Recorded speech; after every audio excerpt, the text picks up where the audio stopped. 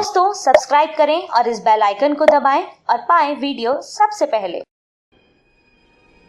मैं भारत को भारतीयता की मान्यता के आधार पर फिर से खड़ा करना चाहता हूं, उस काम में लगा हूं। आज मैं थोड़ी सी बात करता हूं कल से जुड़ी हुई रेफ्रिजरेटर के बारे में। रेफ्रिजरेटर एक ऐसी वस्तु है जिसमें रखी हुई कोई भी वस्तु को सूर्य का प्रकाश नहीं मिलेगा, पवन का स्पर्श नहीं होगा। आप जानते हैं कि रेफ्रिजरेटर जो काम करता है उसके एक बुनियादी सिद्धांत है। वो क्या सिद्धांत है? आपके रूम का जो टेम्परेचर है, आपके कमरे का जो तापमान है, उससे नीचे का तापमान वो पैदा करेगा। अब ये प्रकृति की मदद से नहीं हो सकता, क्योंकि प्रकृति की मदद से तो आपका रूम टेम्परेचर 30 डिग्री, 35 डिग्री या 22 डिग्री, 25 डिग्री है, तो प्रकृति के विरुद्ध जाकर उसको काम करना पड़ेगा। तो उसके लिए कुछ एक्स्ट्रा एफर्ट्स लगेंगे।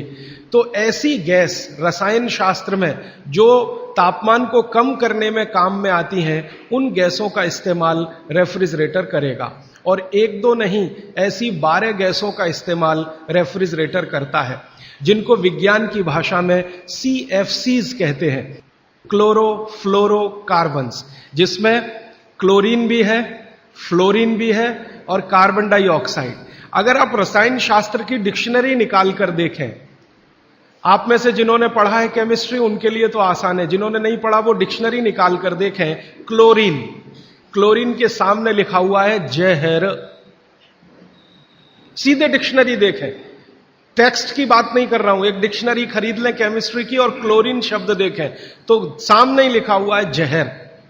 और फिर फ्लोरीन देखें तो अत्यंत जहर, और कार्बन डाइऑक्साइड तो जहर का बाप। आप जानते हैं कि शरीर का ये जो श्वासोश्वास की क्रिया है, प्राणायाम जिसको आप कहते हैं, इसमें आप हमेशा कार्बन डाइऑक्साइड छोड़ते हैं। ये क्यों छोड़ते हैं? रख लीजिए इसको अंदर। अगर इससे इतना ही प्रेम है कि रेफ्रिजरेटर लाके आपने घर के सबसे अच्छे स्थान पर रखा है, जो हर समय कार्बन डाइऑक्साइड से ही खेल रहा है, तो आप अंदर की कार्बन अंदर ही रख लीजिए, बाहर मत छोड़िए। बहुत प्रेम है आपको इससे, तो आप मर जाएंगे। शाम नहीं लगेगी, रात नहीं लगेगी, मिनट में मर जाएंगे। इसलिए प्रकृति ने व्यवस्था ऐसी बनाई है कि कार्बन डाइऑक्साइड जो आपको मार डालेगी, इसको बाहर निकालते रहना है। अब ये बाहर निकले तो आप स्वस्थ रहें।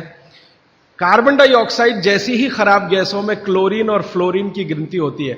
अब ये तीनों, कार्बन से मिला हुआ, क्लोरीन से मिला हुआ, फ्लोरीन से मिला हुआ 12 गैस एक साथ रेफ्रिजरेटर छोड़ता है।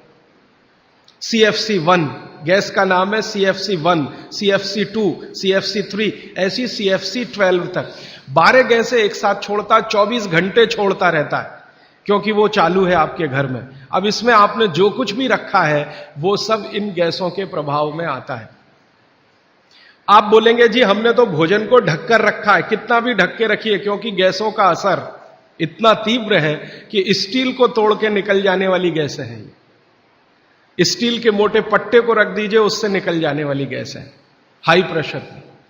तो अगर आप इतने सारे जहरीली गैसों से युक्त भोजन को 2 घंटे, 3 घंटे, 5 घंटे उसमें रख के फिर खा रहे हैं, तो माफ कीजिए, आप भोजन नहीं जहर ही खा रहे हैं। बस जहर में अंतर इतना है कि एक जहर है तात्कालिक और दूसरा है दीर्घकालिक।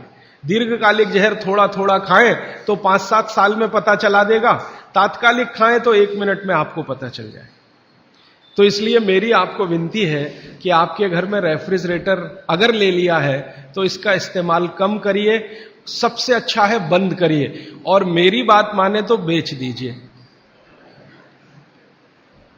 कोई भी सेकंड हैंड खरीद लेगा, और नहीं बिकता तो लोहे के भाव में बेच दीजिए, तो भी आप फायदे के सौदे में रहेंगे।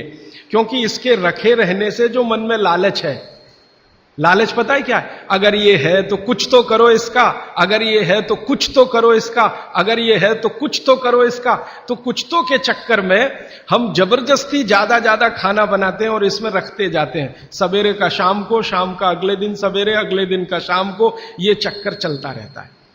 और ये चक्कर में खाने का, और मैं आपको एक विनम्रता पूर्वक दूसरी जानकारी देना चाहता हूं कि रेफ्रिजरेटर का आविष्कार हुआ तो उसके पीछे कारण क्या था। हर वस्तु के आविष्कार के पीछे कारण होता है। तो इसका कारण था ठंडे देश हैं America, Canada, Germany, France, Sweden, Switzerland, Denmark, Norway, इन देशों की आबो हवा।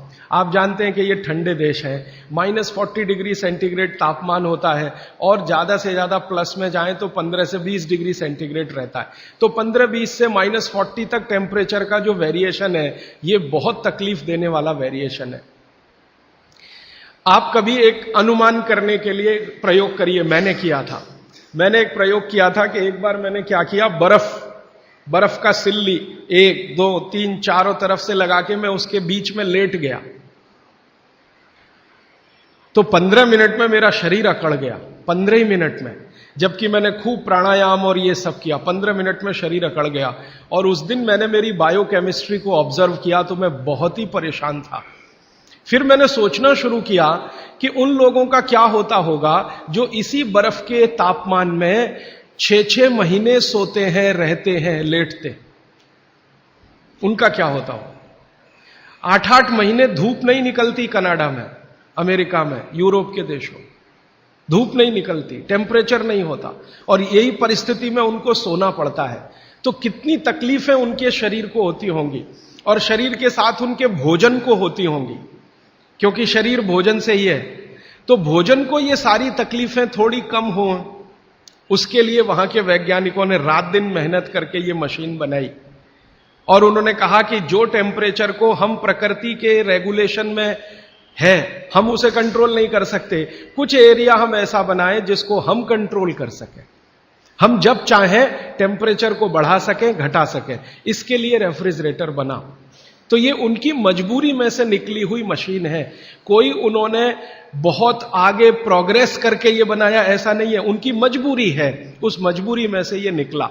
और उनकी सबसे बड़ी मजबूरी ये है कि एलोपैथी में कई दवाएं ऐसी हैं जो ज्यादा तापमान पे खत्म हो जाती हैं और कम तापमान पे भी खत्म हो जाती है।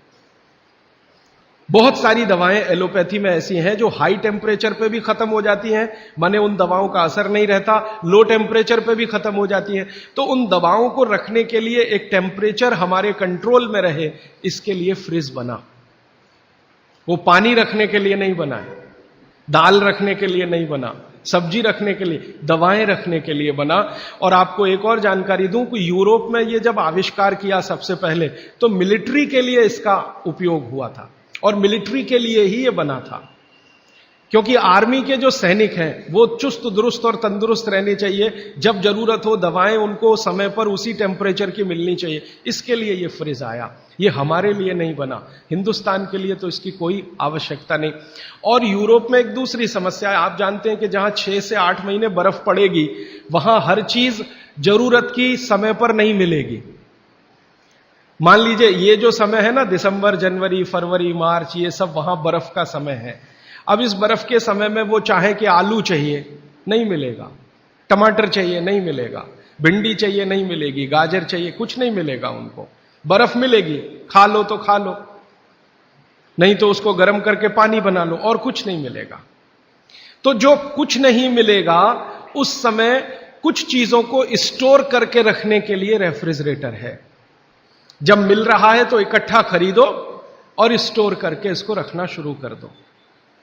अब गलती तो ये हो गई हम लोगों से कि हमने बिना सोचे समझे विचार किए उनकी नकल के साथ ये ले आया अपने घर में, और ऐसे लोगों के घर में भी ले आया जो केमिस्ट्री बहुत अच्छे से जानते, जो क्लोरोफ्लोरोकार्बन्स को रोज पढ़ते हैं और पढ़ाते हैं, उनके ही घर में फ्रिज।